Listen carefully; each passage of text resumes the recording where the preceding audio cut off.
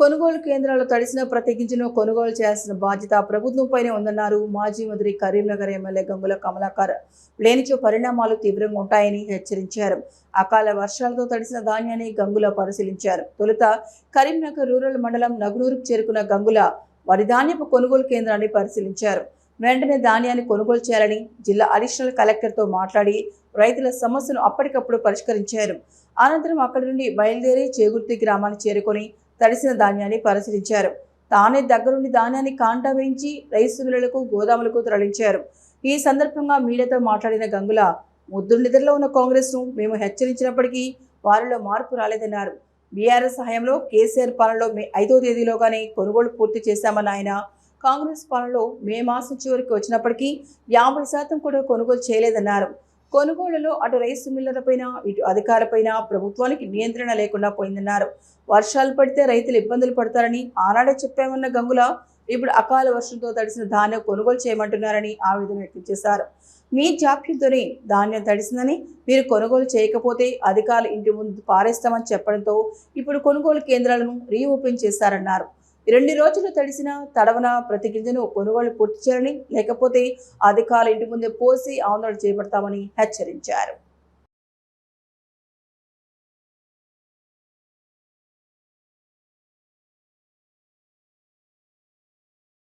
ఈ మాజీ మంత్రులు ఎమ్మెల్యే రోడ్ల మీద తీసుకొస్తారా? మీరు రోడ్ల మీద ఉండాలి.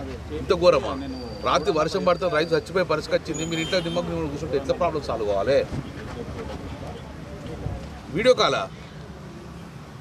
నీ వీడియో కాల్ దేనికి పనికిరాక ఇప్పుడు ప్రజలు రోడ్డు మీదకి వచ్చి చచ్చిపోతారు కదా, ఏం చేస్తారు మీరు?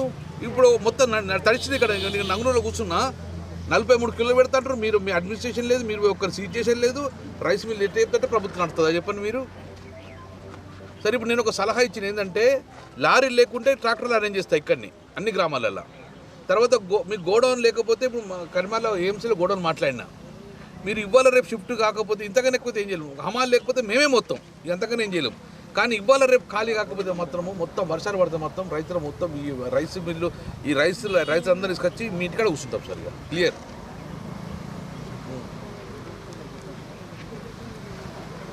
సార్, వర్షం పడ్డాక మనం ఏటి పని చేసి లాభం లేదు సార్. వర్షం పడ్డాక రైతు చచ్చిపోతారు సార్ పాపం, ఎందుకంటే మొలకెత్తుంది బియ్యం వడ్లు. You had to plan, sir. Already you better to instruct to DM and DSO, sir. You had to shift the paddy today only itself only. గత ప్రభుత్వాన్ని మేము హెచ్చరిస్తూ వచ్చినాం. 20వ తారీఖు మే 20 తర్వాత రోహిణి కార్త ఎంటర్ అవుతుంది. రోహిణి కార్త ఎంటర్ అయితే వర్షాలు పడతాయి, చెడగొట్టు వానలు వస్తాయి. ఈ చెడగొట్టు వానల లోపలనే గత కేసీఆర్ ప్రభుత్వం ఎట్లయితే మే 5 లోపలనే మొత్తం కొనుగోలు చేసినాం. నాట్ ఓన్లీ కరీంనగర్, రాష్ట్ర వ్యాప్తంగా మే 5వ తారీఖు వరకు మొత్తం కొనుగోలు చేయడం జరిగింది. ఓటీపీ ఇచ్చి రైతుల అకౌంట్లో డబ్బులు వేసడం జరిగింది. కానీ ఈరోజు మే 26, 27 తారీఖు దాకా వచ్చినాం. అయినా కానీ కొనుగోళ్లలో 50% కూడా చేసిన పరిస్థితి ఉంది. మేము గతంలో కొనుగోలు కేంద్రాలకు ఇన్స్పెక్ట్ చేసినాం, ఐకేఎఫ్సీ ఇన్స్పెక్ట్ చేసినాం. ప్రభుత్వం మొద్దు నిద్రలో ఉన్నది. అయితే బార్దాన్ ఉండదు, లేదా సుత్తులు ఉండదు, లేకపోతే హమాలీ షార్టేజ్ అంటారు, లేకపోతే ట్రాన్స్పోర్ట్ షార్టేజ్ అంటారు, లేకపోతే 43-45 కిలోలు పెడితేనే మీకు రైస్ మిల్ దించుకుంటా అని చెప్పి ఇక్కడ నియంత్రణ లేదు. రైస్ మిల్ దగ్గర నియంత్రణ లేదు ప్రభుత్వానికి, ఎవరి మీద లేదు.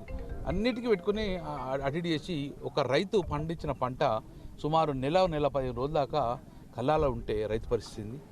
అందుకే చాలాసార్లు మేము కల్లాగా తిరిగినాం. అధికారులు మా ముందటి కొంచెం లోడ్ చేస్తారు, తెల్లారి మళ్ళీ చేతులు ఎత్తేస్తారు. ఎక్కడో నియంత్రణ లోపం జరిగింది.